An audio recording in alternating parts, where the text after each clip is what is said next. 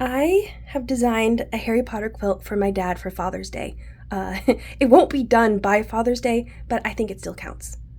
I'm going to share all of the measurements and cutting instructions entirely for free in a series of videos right here on my YouTube channel, so make sure to subscribe if you want to follow along. Before I get started, I need to do a little bit of a tidy up. I've been messing around with a bunch of scrap fabric lately, and my craft room is a mess. Over here on the design wall are a couple experiments and a couple Moda blockhead blocks. The cutting table is also a disaster. These are actually a mix of new and old scraps. I just seem to keep adding to the pile. Even the ironing board couldn't escape my clutter. This star block is made from 2.5-inch orphan blocks, and over here I have even more scraps. The reason I'm making my dad a Harry Potter quilt is because he recently finished reading the Harry Potter series for the very first time.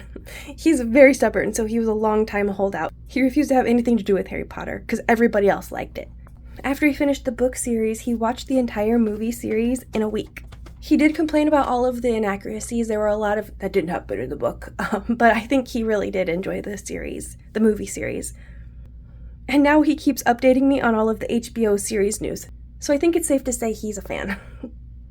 So anyway, I did eventually ask him which house he thinks he would have been sorted into, and he said Ravenclaw. So this is my Ravenclaw-inspired color pull. These are all Kona cottons. I have 1.5 yards of the navy, 2.5 yards of marine, and 1.25 yards of this light gray that I can't remember the name of. I'm about 80 to 85% sure that this is going to be enough fabric, but now would probably be a pretty good time to add a little disclaimer. There could be errors in this pattern. I haven't done any alpha testing, so you might want to watch to the end to see if I encounter any problems before you start trying to make one of your own. For this quilt, I'm drawing very strong inspiration from the Quidditch banners seen in several of the movies. Go check it out if you want spoilers, because I'm only going to show a couple blocks at a time in these videos. And then at the end, there will be a big reveal. I'm going to use faultless spray starch to prep my fabric before I start cutting. It's just going to be enough to iron out some of these wrinkles, prevent a little bit of fraying, and give a little bit of stabilization to the fabric, just to remove just a little bit of stretch. It shouldn't be a big deal. So just a light spray of this. But really, however much you use is up to you. I heard recently from a viewer that she actually sprays her fabric until it's dripping and she lets it drip dry instead of spraying and then ironing like what I do. So it's all up to your own personal preference, but that's what I'm going to do. I'm probably only going to make it halfway through the fabric because I think maybe if I'm being generous, I have 1/4 of a can left. So I'm going to have to stop and go to the store and get some more. But I love this stuff. I use it all the time.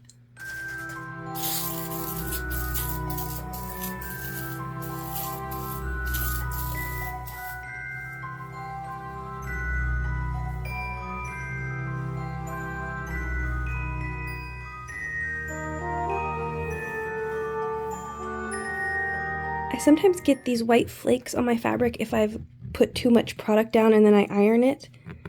And it can be annoying, but they scratch off pretty easily. And once you scratch them off, you can use a lint roller to roll them up.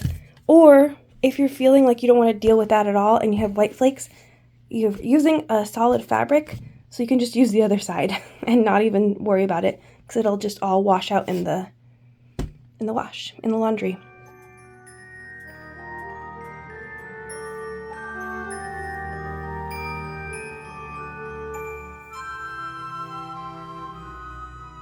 Okay, so I was way off.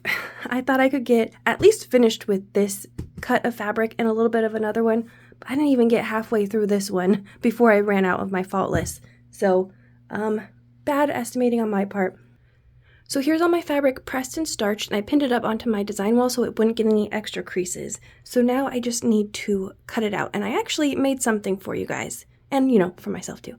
These are cutting guides for the marine color, navy, and gray. And if you're using different colors, just cross that out, put color 1 or 2 or whatever specific color you're using. But this is the order that I'm going to be cutting my pieces out. And the labels I'm going to be using to keep them sorted and organized. So this outer border is a representation of the fabric. So this is the width of fabric. I guesstimated 42 inches, and the length is 2.5 yards, except it extends off the page. But this is just the part that you need to cut. This extra stuff, you do need it. It's going to be applique, and it might be a little more than you actually need, but don't waste it. Keep it, and don't use it for anything else. So the way I would approach this is I would fold the width in half, and I would cut strip, strip, strip by strip, and then I would subcut them. So even here, there's this big empty area. I'm going to cut all the way through, and then keep this for the applique pieces and set it aside. I'm cutting from left to right because I'm right-handed, and that's how I will hold my ruler and my cutter, like this. But if you're left-handed, you'll want to go from the other way, so because you'll hold your ruler with this hand and you cut with this hand. Okay? Moving on to the navy. This actually is the correct length. So this is how much extra fabric is going to be used for applique. And it's the very same thing where I'm going to cut strip by strip, and then I'll subcut these lines after I've cut the strip. So when it gets to here, it's a little messy. So what I would do is I would cut the 20 by 20 that way, and then I would cut the strip that way. Then I would cut the strips and then the squares. I guess you could do the squares and then the strips. It doesn't matter. But you want to start out cutting the whole line all the way through. And then finally, here's the gray. Super simple. I didn't even add a label because that's the only gray part in the whole quilt. I hope that made sense. I'm going to put up some images now up on the screen so you can take a screenshot of it if you want to use it that way. Or I'm going to try to attach some links to these cutting charts so you can just download them and print them off and look at them that way.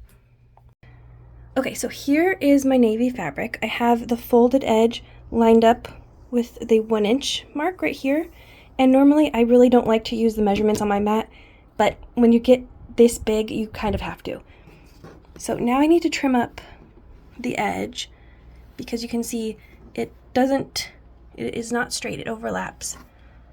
So I've put it so that everything is just over the 9 inch mark. This way I can get a nice straight edge, and then all of my measurements coming away from it can be accurate.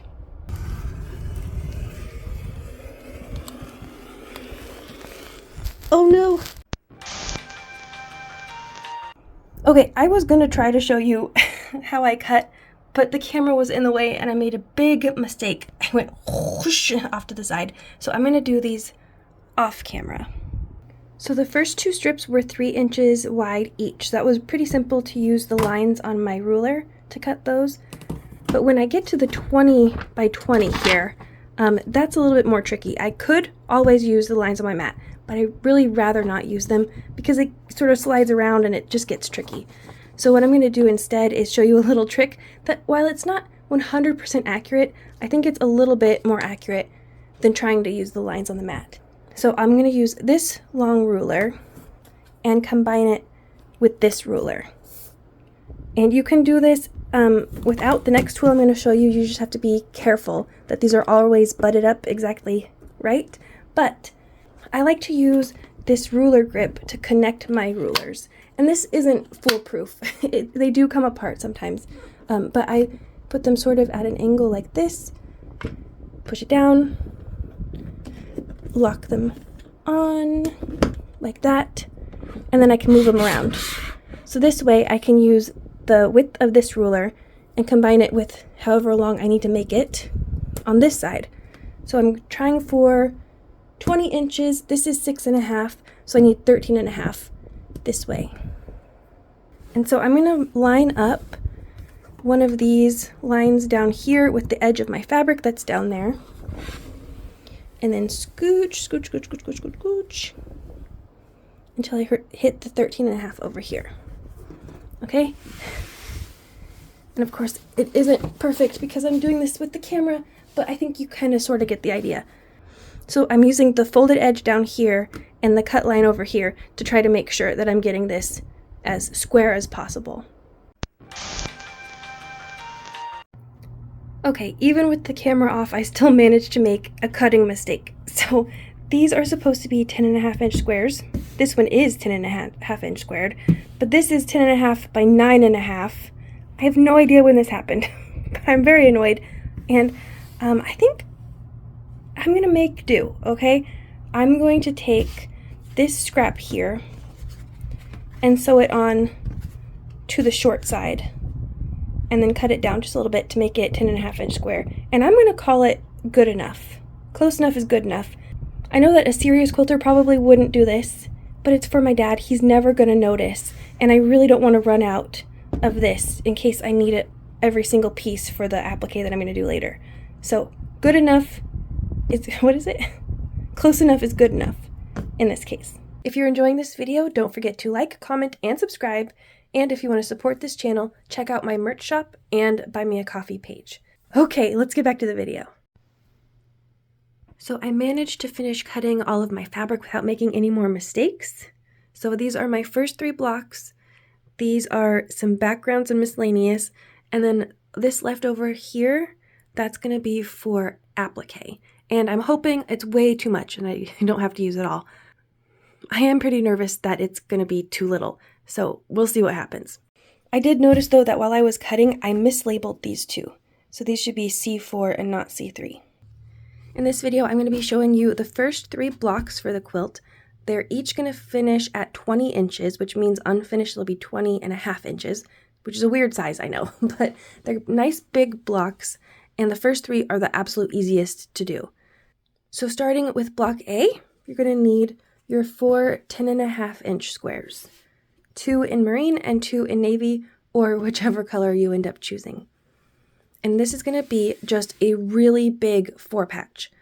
So I don't think there's enough room on the table. So we'll have marine and navy, and then navy and marine.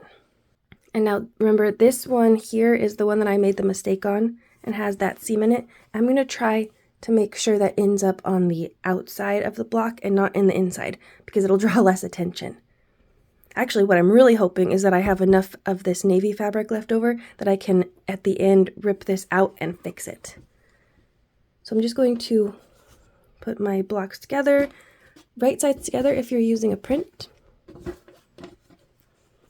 And I'll take that to my machine and sew it together. I'm still using this navy thread because why not? I don't feel like rethreading the machine. I'll probably just switch back to white when my bobbin runs out, but until then, navy it is.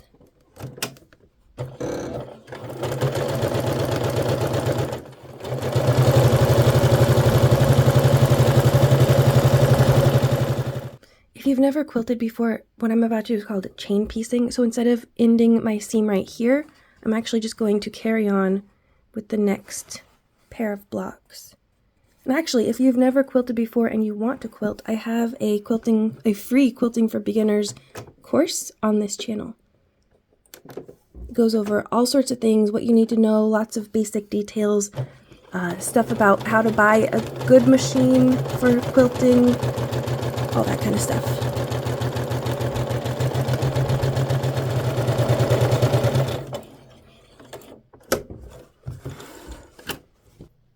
So here is my seam here. I have my dark color on top because I want to open this up and press my seam towards the dark color. I'm also going to take off my labels so I don't accidentally iron over them and make a mess.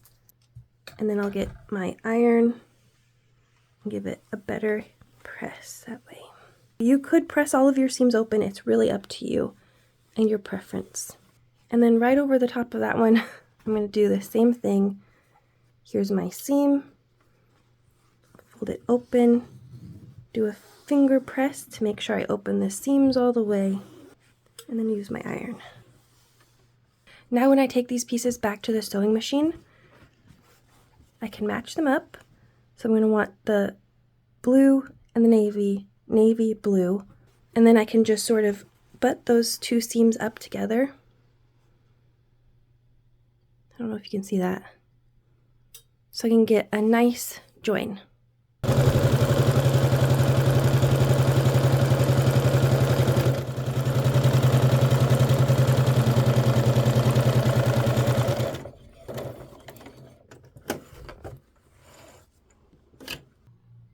just like that, the very first block is done. Block A, it's just a very big, very simple 4 patch. For block B, you'll need your 4B1 strips and your 4B2 strips. You're going to put them together in these sets. So you're going to sew a navy to a blue 4 times. 1 nice long seam for each pair. I'm pressing my seams to the dark again because eventually I'm going to do some more seam nesting.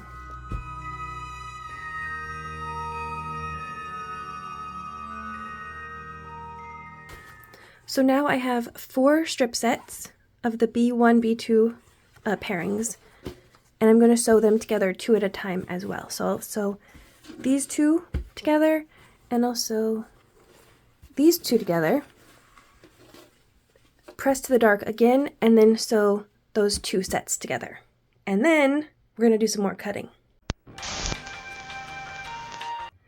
Okay, so this strip set is 21 inches by 20.5 inches, and I just realized that I made such a huge quilt math mistake. So the plan was always to cut this into strips and then spin one side around, and then I'd have a checkerboard, you know, so it'd go navy, blue, navy, blue, navy, blue. And I realized I forgot to add in the seam allowance lengthwise. I should have made it 24 or 25 inches for a little extra wiggle room. I only made it 21 inches long. So annoying.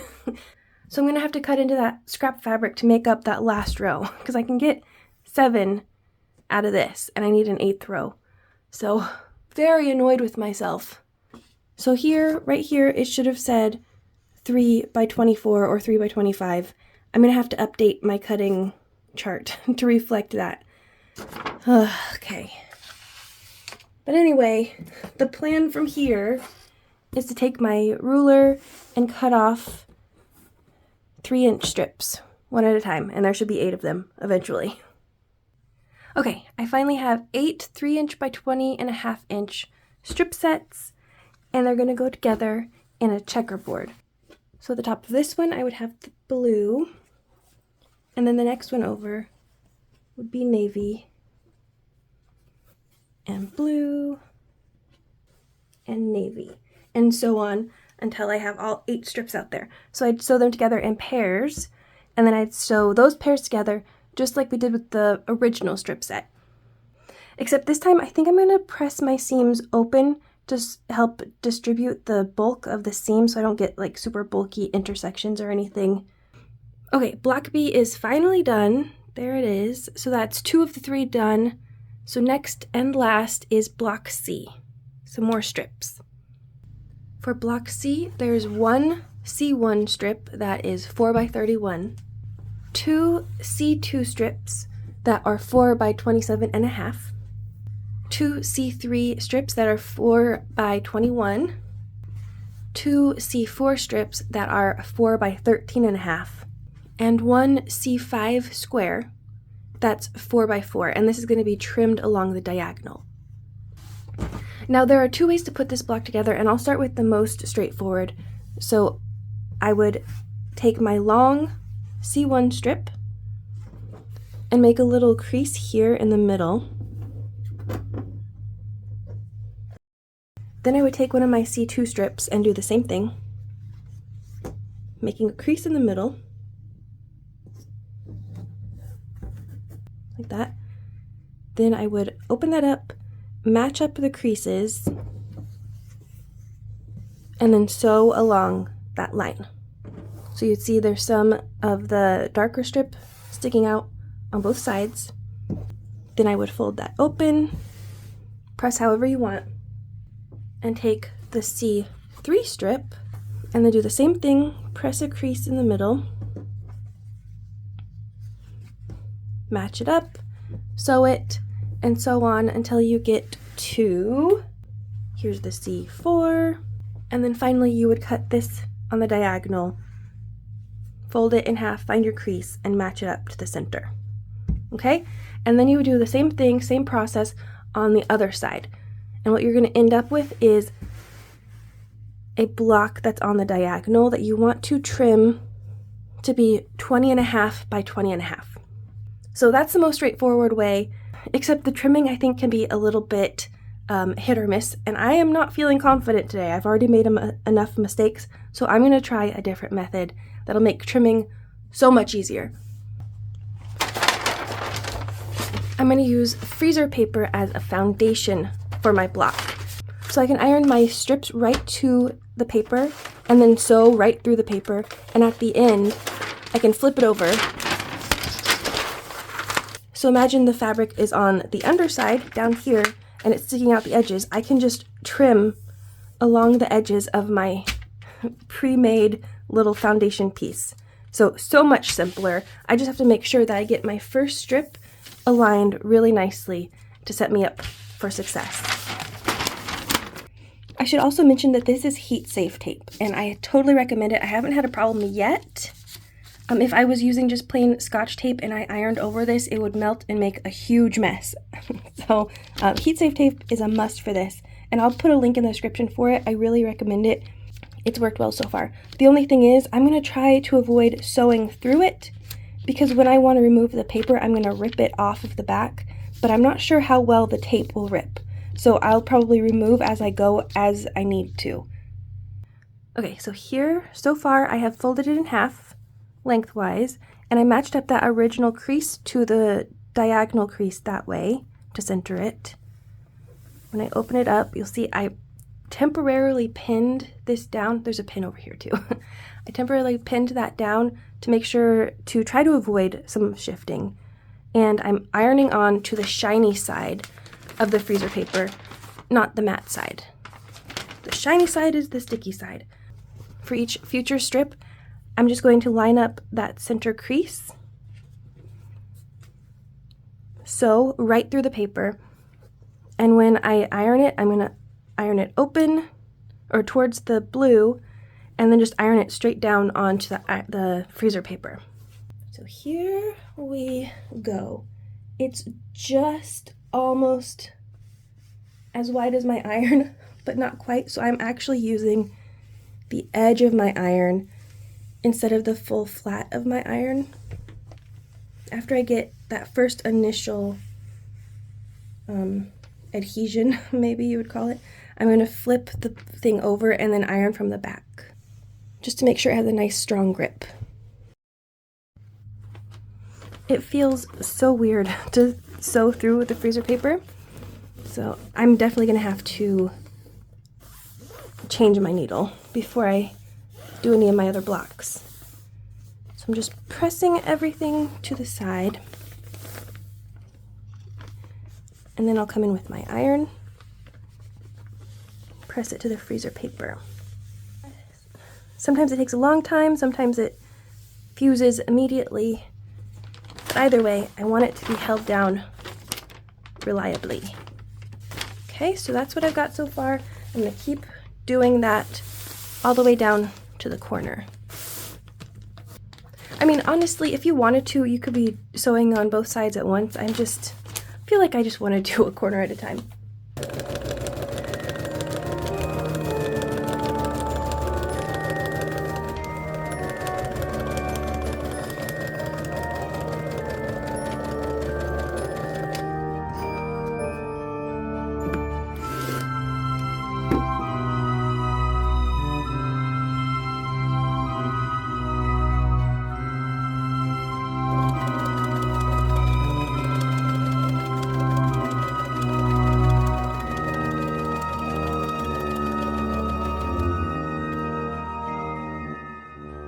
Okay, halfway done, and here is how it's looking. So here it is. It's untrimmed, but all the sewing is done. And now here is a quick look at the back. All I need to do now is trim the edges and remove all of the freezer paper.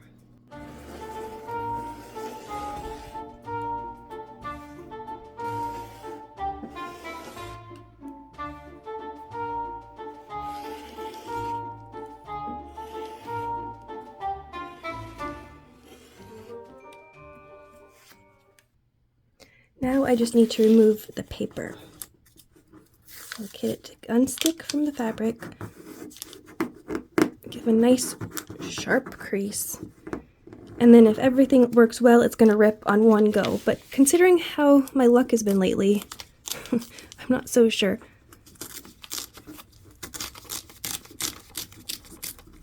Okay, not so bad. And then I just keep doing that with the rest of the paper. And to make this even easier, I could have shortened my stitch length, and that would have perforated the paper a lot and made it easier to rip, but I did not do that. So I'm just going to keep creasing and ripping all the way down.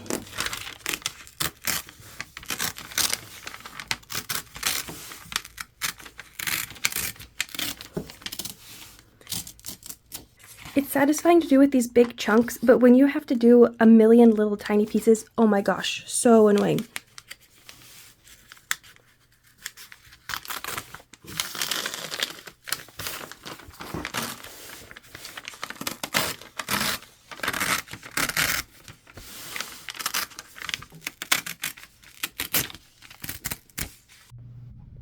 And just like that, the first 3 blocks are done. The first 3 easiest blocks. So there's 6 more to go, 9 total, and I have a ton of extra fabric over here for applique. I have fabric down here for backgrounds. It's all coming together, not as easily as I had hoped, but I'm making progress. And it's definitely not going to be done for Father's Day. But you know, personally, I think that Mother's Day and Father's Day, it demands homemade gifts. It always will, no matter how old we get, it's for handmade gifts. And this year, he's getting a quilt. Eventually. Thanks for spending time with me today, quilters. If you want to support this channel and help me buy supplies and materials for future videos, please visit my Buy Me a Coffee page linked in the description below. If you enjoyed this video, please like, comment, and subscribe so you don't miss upcoming videos. And I'll see you again real soon. Bye!